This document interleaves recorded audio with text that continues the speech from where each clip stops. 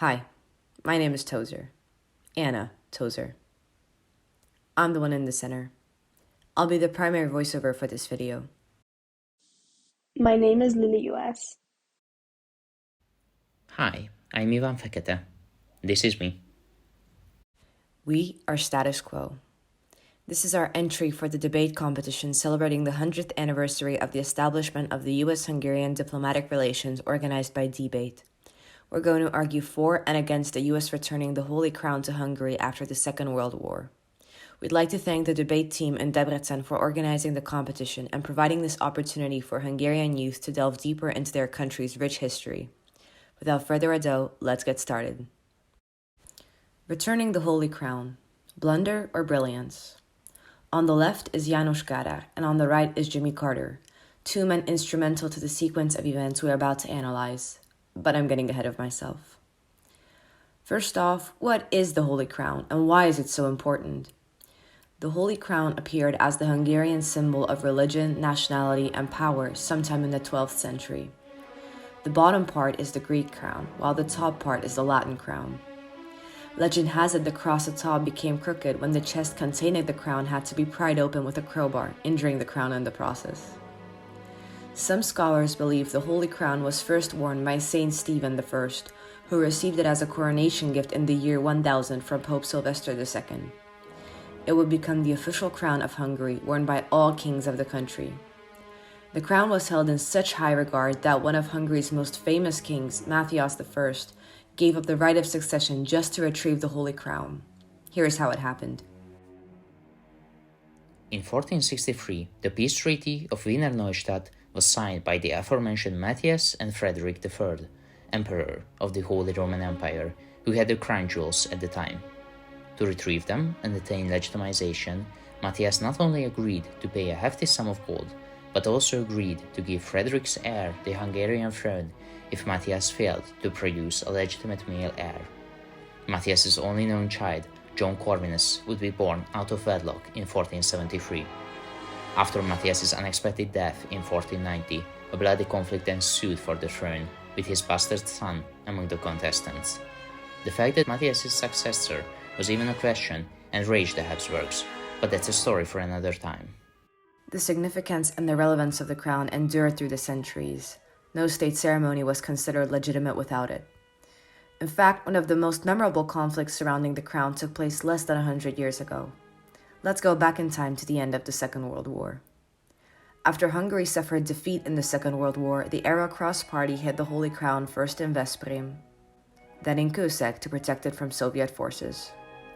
The common belief among Hungarians was that as long as the crown was safe, so was Hungary. In 1945, the crown was moved to Austria, first to Mariazell, then to Matzi. Ultimately, the Crown Guard revealed the location of the crown to US forces. The barrel containing the crown was unearthed and would eventually be transported to the US. There were already multiple items of great significance to Hungary held by the US at this time, but one of the treaties signed at the end of the war returned the Holy Right, the preserved right hand of the aforementioned Saint Stephen, and the gold reserve to Hungary.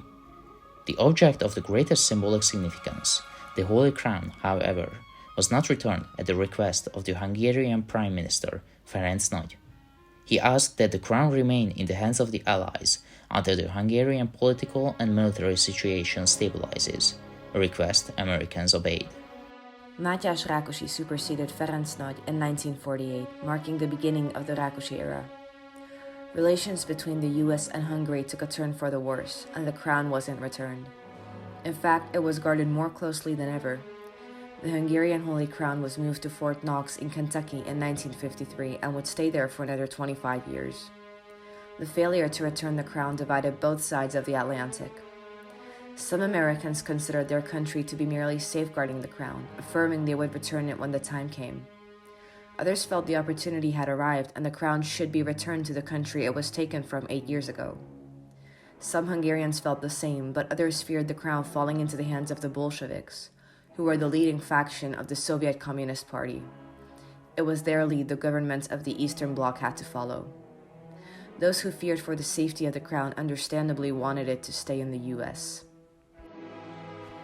Throughout the 1960s, the Hungarian-American relations gradually thawed as the Rákosi era was replaced by the Kádár era, a significantly more liberal regime which resulted in the US also being more open to re-establishing a stronger diplomatic connection. The most prominent questions in the 70s were centered around trade agreements between the two countries, the cultural and scientific exchange agreement, and of course, the Holy Crown. The decision to return the crown was unpopular amongst Hungarian Americans, and any politician openly supporting returning it were sure to lose their vote. This resulted in the politicians being caught between a rock and a hard place, as not supporting the return of the Holy Crown shone rather unfavorable light on them on the international stage. Why? Well, Hungary was in the heyday of goulash communism. János Kádár and the Hungarian People's Republic had imposed policies with the goal to create high-quality living standards for the people of Hungary, coupled with economic reforms. These reforms fostered a sense of well-being and relative cultural freedom in Hungary, with the reputation of being the happiest barracks of the Eastern Bloc during the 1960s to the 1970s. With elements of regulated market economics as well as an improved human rights record, it represented a quiet reform and deviation from the Stalinist principles applied to Hungary. To return the crown would be an honorable gesture, a nod of acknowledgement at the leaps Hungary was making to becoming a more democratic country once more. Would US politicians decide in favor of or against? In 1977, Hungary agreed to sign the Cultural and Scientific Exchange Agreement. In the same year, Jimmy Carter decided the U.S. would return the Holy Crown. The following is an excerpt from a New York Times article published on November 5, 1977 on the topic. A dispute broke out today on the floor of the House of Representatives over the Carter administration's decision to return to Hungary the crown of St. Stephen, which has been the symbol of Hungarian nationhood and sovereignty for nearly 1,000 years. Mary Rose Okar, Democrat of Ohio, whose Cleveland district has the largest Hungarian-American population in the country, strongly opposed the return of the crown and sought unanimous consent to bring to a vote her bill with 30 co-sponsors, which would bar the return of the crown without approval of Congress. A half-dozen other representatives spoke out against the return, sharply criticizing the decision to give the crown to the communist authorities ruling in Budapest. But Theodore S. Weiss, Democrat of Manhattan, who says he is the only Hungarian-born member of Congress, spoke in favor of returning the crown, asserting that the president did exactly the right thing. And therein lies the crux of the problem.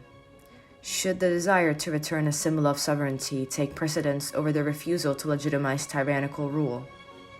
Mr. Tratner, a State Department spokesman, seemed to think so. We are not returning the crown to the Hungarian government, and not to any individual, but to the Hungarian nation and all of its people, he said. The matter became more pressing by the day, with the 95th Congress assembling to discuss the so-called Hungarian Crown of St. Stephen Protection Act. The matter was rather delicate. Despite Kádár being relatively liberal, Hungary was still presided over by a regime imposed upon it by the Soviet Union. Returning the crown, the symbol of Hungarian nationhood, would legitimize the communist regime. But this also happened to be the reason the crown should be returned. It symbolized independence as well, and returning it could also signify hope. This argument emphasized that the crown would be returned to the people, not the government. Furthermore, returning the crown could be perceived as a nod of acknowledgement from the US to Hungary's improving human rights record, and it could make the country an example to other Soviet bloc countries. Both are firm and legitimate arguments, bearing both absolution and condemnation. It was impossible to choose a right without also choosing a wrong. Refuse to validate a tyrant at the steep price of withholding a millennium-old symbol of hope, or legitimize an oppressive foreign ruler, but return the irreplaceable crown that signified Hungarian nationhood. So, to return the crown or not to return the crown? Our answer is simple. Far simpler than what the situation would seem to suggest. We echo the sentiments of Shakespeare. The miserable have no other medicine but hope. Dostoevsky. To live without hope is to cease to live. And most importantly, Aristotle. Hope is a waking dream. The US had won its independence almost exactly 200 years ago. How powerful of a symbol the crown would be to an oppressed people from a nation that had escaped a tyrant. While the crown itself may not restore democracy and right all wrongs, it carried the message that the Hungarians would persevere, as they had for a millennia. And yet it posed no threat to Kara. The Soviet hold over Hungary wasn't so feeble that the arrival of a mere heap of jewels could shake it. But what a heap of jewels it was, lost and found countless times over the centuries, the legends around it growing by the decade. Why not return the crown, and along with it return enduring proof that Hungary would persevere? János Kádár was unlikely to lose power without this legitimizing act of the United States. He was popular amongst the Hungarians, and even without their support, he could still rely on the Soviet Union for legitimization. So, to return the crown, or not to return the crown? There is pros and cons. The biggest pros are that, like we've said, the crown is a symbol of hope. It is the prevailing symbol of Hungarian nationhood, which had endured for over a millennia. The crown would also serve as a nod of approval from the US, setting the Hungarian liberal rule as an example. Returning the crown could also help to strengthen diplomatic relations between the US and Hungary, which were still on somewhat shaky ground. The biggest con to returning the crown would be that it legitimized Kádár's rule. But here's the thing, Kádár was legitimate without the crown already. And if people didn't see him as legitimate, then the crown returning to the country couldn't and wouldn't change that. The high-profile matter was decided. The crown would be returned with conditions. The crown must be on display for the general public, and János Kádár may not be present at the formal handing over of the crown, to affirm that this was a gesture for one people to another and not a political message. The Hungarian government agreed to the conditions, and on January 6, 1978, the Hungarian crown jewels were returned to Hungary after 33 years.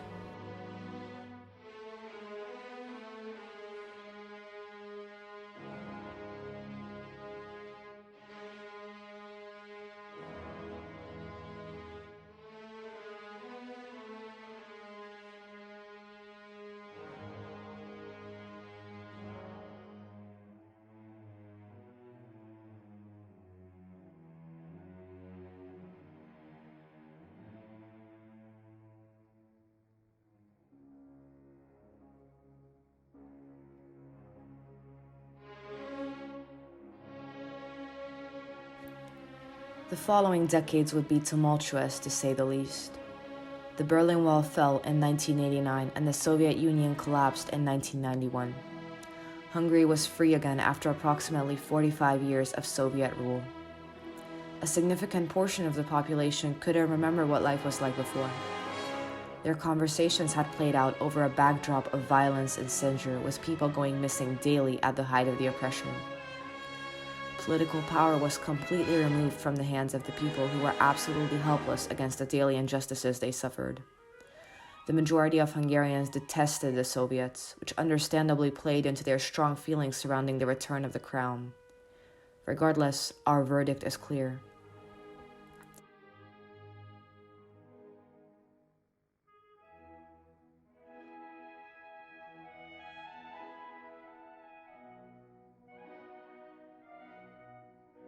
We firmly believe the positives of returning the crown strongly outweigh any negatives, and as such, we conclude that the statement that the US should not have returned the Holy Crown to Hungary in 1978 as it meant the legitimization of the Hungarian political system and its leaders is false.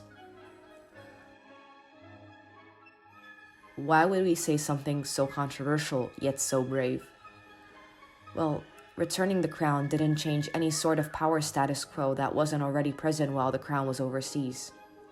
It did, however, strengthen diplomatic relations between the US and Hungary, set an example for other countries of the Eastern Bloc, and return a millennia-old symbol of Hungarian sovereignty, hope, and nationhood to the country. We reiterate, returning the crown was not a mistake. Thank you for considering our argument.